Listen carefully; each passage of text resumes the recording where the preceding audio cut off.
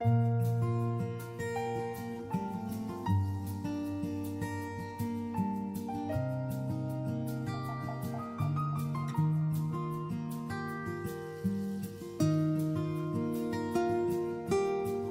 el nombre del Padre, y del Hijo, y del Espíritu Santo. Amén. Proclamación del Santo Evangelio de nuestro Señor Jesucristo según San Lucas 21, 5, 11. En aquel tiempo, como algunos ponderaban la solidez de la construcción del templo y la belleza de las ofrendas votivas que lo adornaban, dijo Jesús: días vendrán en que no quedará piedra sobre piedra de todo esto que están admirando. Todo será destruido. Entonces le preguntaron: Maestro, ¿cuándo va a ocurrir esto? ¿Y cuál será la señal de que ya está a punto de suceder? Él les respondió: Cuídense de que nadie los engañe, porque muchos vendrán usurpando mi nombre y dirán: Yo soy el Mesías. El tiempo ha llegado. Pero no les hagan caso. Cuando oigan hablar de guerras y revoluciones, que no los domine el pánico, porque esto tiene que acontecer, pero todavía no es el fin. Luego les dijo: se levantará una nación contra otra y un reino contra otro. En diferentes lugares habrá grandes terremotos, epidemias y hambre, y aparecerán en el cielo señales prodigiosas y terribles. Palabra del Señor. Gloria a ti, Señor Jesús. Saludos fraternos para todos en este día martes de la 34ª semana del tiempo ordinario. Hoy celebramos a Santa Catalina Labouré, vidente de la Santísima Virgen de la Medalla Milagrosa, a quien celebrábamos el día de ayer.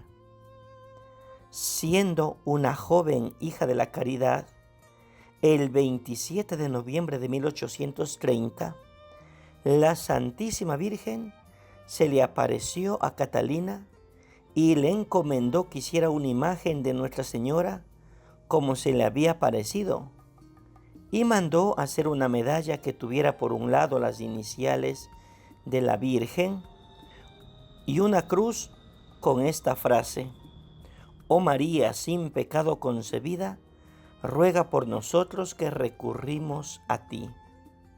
Santa Catalina es conocida como la Santa del Silencio, porque pese a haber recibido esta delegación de la Reina del Cielo, siempre vivió desde la sencillez, desde la humildad, sirviendo a los pobres.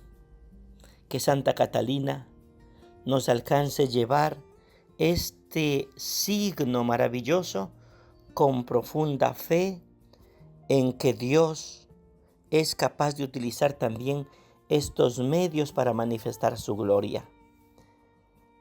Permítanme unas reflexiones en torno al Evangelio de este día. Comenzamos con el último discurso de Jesús, el que se denomina discurso apocalíptico. Es un largo discurso que lo analizaremos en los siguientes días. Para nosotros del siglo XXI, el lenguaje apocalíptico es extraño y confuso. Para la gente pobre y perseguida de las comunidades cristianas de aquel tiempo, todos entendían y su objetivo principal era animar la fe y mantener la esperanza de los pobres y oprimidos. El lenguaje apocalíptico es fruto del testimonio de la fe de estos pobres, que a pesar de las persecuciones y a pesar de lo que veían, seguían creyendo en que Dios estaba con ellos y seguían fieles al Señor de la historia. Unos puntos de reflexión. Primero, introducción al discurso apocalíptico. Vemos que antes de iniciar ese discurso, Jesús rompió con el templo, sacando a los mercaderes, a los que habían convertido el templo en un mercado. Luego Jesús rompe con los sacerdotes y con los ancianos. Luego con los saduceos. Luego con los escribas que explotaban a las viudas. Y ayer veíamos el elogio que hacía Jesús de una viuda que dio limosna de todo aquello que poseía. En el Evangelio de hoy, al oír cómo algunos ponderaban de las ofrendas votivas del templo de la belleza, Jesús responde anunciando la destrucción total del templo. De esto que ven, llegará el día en que no quedará sino piedra sobre piedra. Al oír este comentario, los discípulos le preguntan: Maestro, ¿y cuándo sucederá esto? ¿Y cuál será la señal de que todas estas cosas están para ocurrir? Ellos quieren más información. El discurso apocalíptico que sigue es la respuesta de Jesús a esta pregunta de los discípulos sobre el cuándo y el cómo de la destrucción del templo.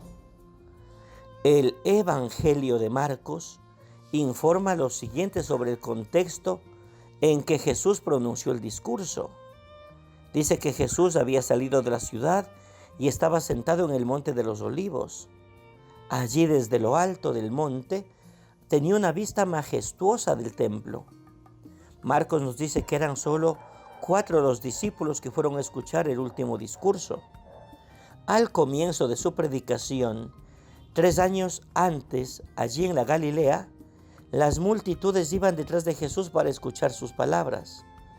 Ahora, en el último discurso, hay apenas 4 oyentes: Pedro, Santiago, Juan y Andrés. Segundo, el objetivo del discurso. Dice Jesús: miren que nadie los engañe. Los discípulos habían preguntado: Maestro, ¿cuándo sucederá esto? ¿Y cuál será la señal de que todas estas cosas están para ocurrir? Y Jesús empieza con una advertencia: miren que nadie los engañe, porque muchos vendrán usurpando mi nombre y diciendo: yo soy, y el tiempo ya está cerca. No le sigan. En época de mudanzas y de confusión, siempre aparecen personas que quieren sacar provecho de la situación engañando. Esto acontece y sigue lastimosamente aconteciendo a lo largo de la historia. Ante los desastres y guerras de aquellos años, en la destrucción de Jerusalén del año 70 y ante la destrucción de la persecución de los cristianos por el Imperio Romano, muchos pensaban que el fin de los tiempos estaba por llegar. Y hasta había gente que decía: Dios ya no controla los hechos, estamos perdidos. Por esto, la preocupación principal de los discursos apocalípticos es siempre la misma: ayudar a las comunidades a discernir los signos de los tiempos para no dejarse engañar por las conversaciones de la gente sobre el fin del mundo. No se dejen engañar, dice el Señor. Luego viene el discurso que ofrece señales para ayudarles en el discernimiento y así aumentar en ellos la esperanza. Tercero, señales que ayudan a leer los hechos. Después de esta introducción, empieza el discurso propiamente dicho. Cuando oigan hablar de guerras y revoluciones, no se asusten, porque es necesario que primero sucedan estas cosas, pero aún no es el fin. Entonces les dice: se levantará nación contra nación y reino contra reino. Habrá grandes terremotos, pestes y hambre en diversos lugares. Habrá grandes señales en el cielo. Para entender bien estas palabras, es bueno recordar que Jesús vivía y hablaba en el año 33. Los lectores de Lucas vivían y escuchaban en el año 85.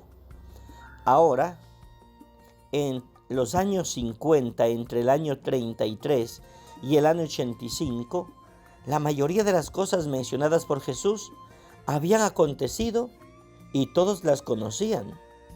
Por ejemplo, en varias partes del mundo habían guerras, aparecían falsos mesías, surgían enfermedades y pestes. En Asia Menor los terremotos eran frecuentes. En un estilo bien apocalíptico, el discurso enumera todos estos acontecimientos, uno después de otro, como señales o etapas del proyecto de Dios en la historia de su pueblo, desde la época de Jesús hasta el fin de los tiempos. Y hay como el siguiente proceso. Primera señal, los falsos mesías. Segunda señal, las guerras y revoluciones. Tercera señal, una nación se levantará contra otra nación y un reino contra otro. Cuarta señal, los terremotos en varios lugares. Y quinta señal, el hambre, la peste y las señales en el cielo. En el Evangelio de hoy se narran estas 5 primeras señales. Dios, mediante el Evangelio de mañana, añadirá otra señal: la persecución de las comunidades cristianas. El Evangelio de pasado mañana añadirá 2 señales más: la destrucción de Jerusalén y el inicio de la desintegración de la creación. Así, por medio de estas señales apocalípticas, las comunidades de los años 80, época en que Lucas escribe su Evangelio, podían calcular a qué altura se encontraban de la ejecución del plan de Dios y descubrir que la historia no se había escapado de la mano de Dios.